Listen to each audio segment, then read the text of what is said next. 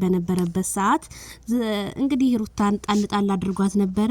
ፍቅር ደግሞ ዛሬ እስልምናን ተቀበለች እያሉ ነው። በየአመቱ መቼም ከሩታ መኮረጅ መቼም እስልምናን ተቀበለች እያሉ ነውና አብርሃም ይሄው አዝኗል ማለት ነው። አብርሃም ተው ብዬህ ነበረ። ምክንያቱም ትናንትና ትልቅ መስዋዕት የከፈለችልህን ሚስትህን አልፈልግም ብለህ ትናንትና ከፍቅር ጋር ስታጨበጭም ነበር። ይሄው ዛሬ ደግሞ ፍቅር ሌላ ወንድ ይዛ መጣች ማለት ነው። እና አንዳንድ ወንዶች ይሄ ቪዲዮ ትምህርት አለው። አንዳንድ ወንዶች ሚስቶቻችሁ ትልቅ መስዋዕት የከፈሉላችሁን ትታችሁ ወደ ሌላ ሴት ጋር የምትዘምቱ ሰዎች ከአብርሃም ታደሰ ብትማሩ መልካም ነው ብዬ አስባለሁኝ ማለት ነው። የማይጠቅም ነገር ድሮስ ይሄው ነው መጨረሻው። ያዙኝ አጣብቁኝ አላቁኝ የሚባለው ተረት መጣ ማለት ነው። እና በጣም ያሳዝናል። እንግዲህ ፍቅር መልካም እንግዲህ ህይወት ብለናል። እንግዲህ ደግሞ ከዚህ ጋር እንደ ዘንድሮ ፍቅር እኮ እንደው መለጣጠፍ እንደው በዛበት ዘንድሮ ጉድ እኮ ነው። ጉድ ማለት ነው። ሜሮን ደግሞ ስታሽቃብጥ ጽጌ ከአብርሽ ህይወት ውጪ ትናንትና አንቺ ምን ስትይ ነበረ?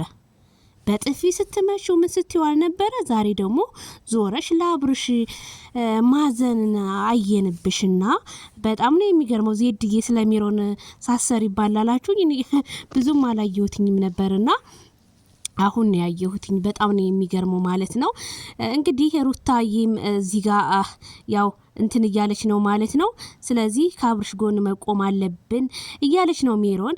በነገራችን ላይ አብርሽ በጣም ነው አሁን ላይ ያኔ ከአድናቂዎቹ እየተሰማ ያለው አብሶ ቲክቶክ ላይ እየገቡ አሲድ እንደፋበታለን ሩታዬንም እንደዚህ እናረጋታለን ምናምን የምትሉ ልጆች አላችሁ 100,000 ብር ከፍለን ምናምን እያላችሁ ማለት ነው። እና አብርሽና ሩታ እዚህ ጋር የምትይዙልኝ ነጥብ አብርሽና ሩታ ነገ ጧት ይታረቃሉ። ግን አንዳንድ ልጆች አብሶ ሙስሊም ልጆች በጣም እያፈርኩባችሁ ነው። በጣም ተሳዳቢዎች እናንተ ናችሁ።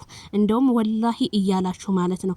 ፈጣሪያችሁ ልፈሩ ይገባል። አብሶ በዚህ በተከበረው በረመዳን ወር የሰውን ስም ምንም በቃ በጥላቻ ላይ የምታደርጉ ልጆች ግን በትጠነቀቁ እንደኔ መልካም ይመስለኛል። ምክንያቱም ዝም ብሎ ቲክቶክ ተከፈተ ብላችሁ አፋችሁን የምትከፍቱ ልጆች በትጠነቀቁ መልካም ነው። የሰው ልጅ ለሰው ልጅ ምንም ቢያረጋችሁ መጥፎ ነገር አትመኙለት።